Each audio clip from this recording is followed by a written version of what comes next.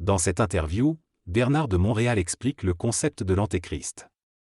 Il précise que ce terme est émotionnellement chargé et crée de la peur et de la terreur chez les personnes issues de la civilisation judéo-chrétienne.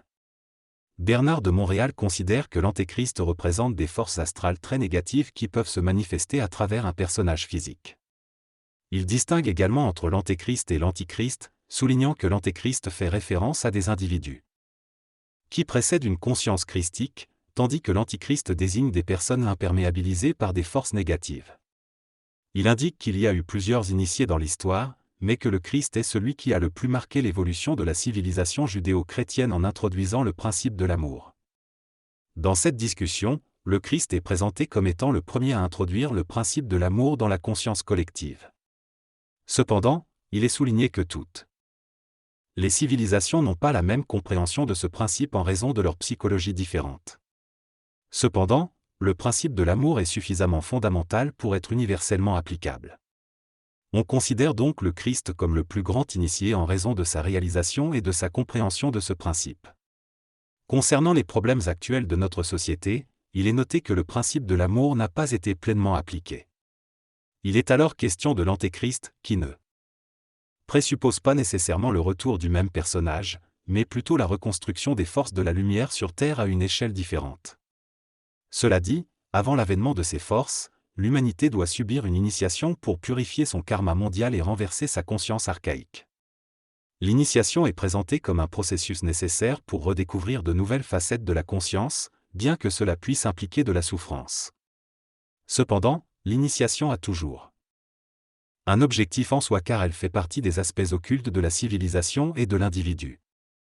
Il est souligné que l'homme a accès à des plans parallèles, mais son ego et sa conscience psychologique limitent cet accès, les confinant à la tridimensionnalité et à la physicalité de ses sens.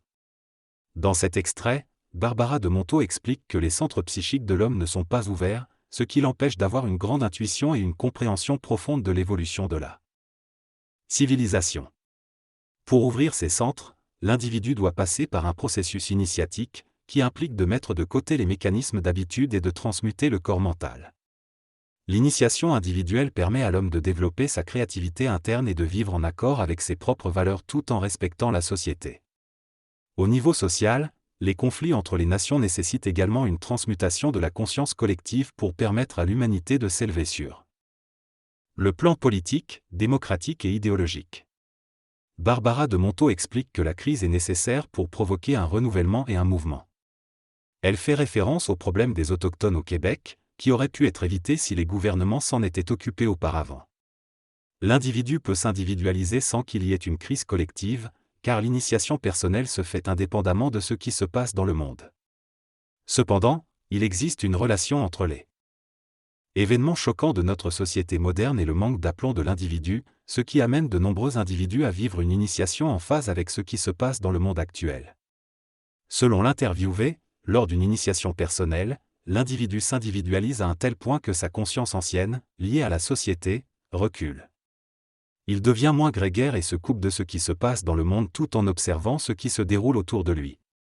Cet état lui permet de comprendre plus en profondeur les problèmes de la société, mais il n'a pas les facultés d'intervention suffisamment développées pour agir. Il ne peut intervenir dans la société qu'une fois son initiation terminée, quand il est en équilibre dans tous ses corps et qu'il agit de manière désintéressée, sans chercher à se sécuriser égoïquement. Il travaille alors principalement en coulisses, avec des personnages clés dans la société, dans un environnement de grande réclusion, où il peut bénéficier du repos de son esprit et utiliser la puissance créatrice de son mental. Il est possible que des personnes puissantes ou en position d'autorité veuillent utiliser son intelligence et capacité d'observation, mais elles ne peuvent pas le forcer à travailler avec elles. En effet, un individu conscient ne peut pas travailler dans une conscience polarisée et préfère agir dans un contexte où sa conscience créatrice est en pleine maîtrise. Lorsqu'un individu conscient apporte des idées créatives, celles-ci sont souvent récupérées par des personnes éloignées de la sphère socio-politique de la pensée créative. Il est difficile pour une personne consciente de travailler en collaboration avec des individus ou des groupes polarisés, car cela entraîne la nécessité de former une triangularité. Un être conscient devient l'apex du triangle et est capable d'harmoniser les polarités présentes et de neutraliser l'opposition. Cependant, il est important que cette neutralisation se fasse en dehors d'un cadre Démocratique, afin de ne pas être influencé par les opinions opposées. Un être conscient disposant d'un tel pouvoir pourrait être tenté de l'utiliser dans une société polarisée. Cela lui permettrait de canaliser des énergies créatives qui ont été maintenues en suspension pendant une période initiatique. Cependant, il doit attendre le moment précis où ses propres énergies se fusionnent et lui permettent d'entrer en action créative. Pendant cette attente, s'il souffre, cela signifie qu'il n'est pas prêt, car il y aurait encore de l'ego et de l'ambition en lui. Un être conscient qui travaille avec les forces de lumière ne doit pas souhaiter, mais plutôt consolider son pouvoir interne de manière graduelle, en fonction de sa propre programmation et de la programmation des événements sociaux. En comparaison, un antéchrist serait un individu conscient mais qui souhaite que certaines choses se produisent à des fins personnelles, tandis qu'un être conscient de lumière n'a pas de telle ambition, mais est prêt à être impliqué dans un processus de transition et d'évolution. Selon l'interviewé, il est impossible pour l'homme d'être prêt à travailler à un certain niveau en fonction de son ego ou de son orgueil. En revanche, l'homme pourrait être prêt à un certain niveau s'il parvient à atteindre un état de fusion à ce niveau. Il explique que l'antichrist est caractérisé par un orgueil extrême et qu'il utilise des forces occultes pour marquer son temps. Il met en garde contre l'ignorance des masses qui permet aux êtres dangereux de se créer une base de pouvoir. Il compare cette situation aux exemples de Napoléon et Hitler qui n'ont pas été reconnus comme des dangers pour la civilisation occidentale. Il souligne l'importance pour les masses d'être suffisamment intelligentes pour percevoir les dangers et met en garde contre les volontés politiques autoritaires qui pourraient déstabiliser le monde. Il mentionne également que les antichrists utilisent l'égrégore astral de leur nation et peuvent utiliser des notions raciales ou religieuses pour manipuler les masses. Il conclut en encourageant les gens à être prudents et à ne pas se laisser manipuler idéologiquement.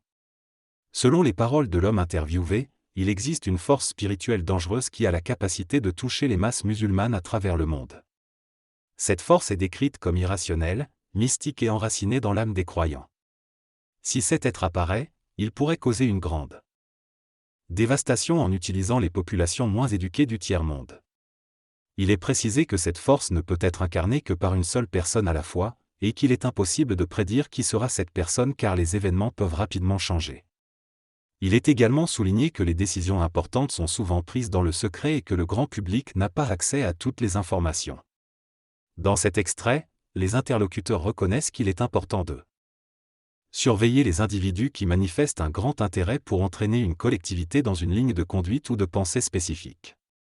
Il souligne que ces personnes utilisent souvent la religion ou des caractéristiques raciales pour influencer les masses et diminuer leur individualité et identité. Il met en garde contre les individus manipulateurs qui utilisent la religion à des fins de manipulation psychologique et psychique, que ce soit à grande échelle dans le domaine politique ou à petite échelle dans des sociétés secrètes. Il souligne que ces personnes sont dangereuses car elles peuvent facilement manipuler et hypnotiser les autres, ralentissant ainsi leurs propres facultés. Les interlocuteurs insistent sur l'importance de préserver notre identité et de ne pas se laisser influencer par ces individus dangereux. Dans cette interview, Bruno de Maria explique qu'une personne consciente ne peut pas s'identifier à une race, car la race fait partie de l'involution de la conscience, tandis que l'individu est dans l'évolution de la conscience. Cependant, tous les êtres humains, quelle que soit leur race, ont accès à l'individualisation de leur conscience. Il est plus facile pour certaines races d'avoir accès à cette individualisation en raison de la facilité à recevoir les informations nécessaires. Par exemple, au Québec, il y a davantage de liberté dans les médias, ce qui facilite l'individualisation de la conscience. Néanmoins, il est possible pour les individus de toutes les races de développer cette conscience, même s'ils ont dû quitter leur race d'origine ou leur pays. Cette individualisation de la conscience varie d'une race à l'autre en termes de qualité d'initiation. Quelle que soit la race, il y a des individus prêts à prendre conscience de leur propre réalité et de leur dimension multidimensionnelle. En somme, chaque individu a la capacité de s'individualiser et de prendre conscience de sa propre identité. L'homme doit prendre conscience de sa propre individualité et se défaire des influences extérieures pour développer sa force intérieure. Au fil de l'évolution de l'humanité, il ne pourra plus se tourner vers l'extérieur pour se libérer de son ignorance, il devra la détruire en lui-même. La spiritualité sera de moins en moins nécessaire, laissant place à l'intelligence intégrale et universelle. Cependant, certaines religions, qui ont atteint un haut niveau de maturité, ont su s'adapter au pouvoir politique et sont donc moins dangereuses. Les religions purement spirituelles risquent de représenter un danger en raison de leur retrait de la réalité politique moderne. La religion catholique, par exemple, a évolué et pris conscience de la politique, ce qui lui a permis de s'harmoniser avec les différentes nations. Dans cette partie du discours, l'orateur aborde la question de l'utilisation de la religion dans la politique. Il souligne d'abord que la religion catholique ne peut plus être utilisée de manière dictatoriale, en référence aux abus commis dans le passé. Cependant, il souligne également que toutes les religions ne sont pas pareilles et certaines peuvent être utilisées par des dirigeants à des fins politiques. Il appelle donc à faire une distinction entre les différentes religions, car elles ont des caractéristiques et des histoires différentes. Il conclut en annonçant une pause de 30 minutes.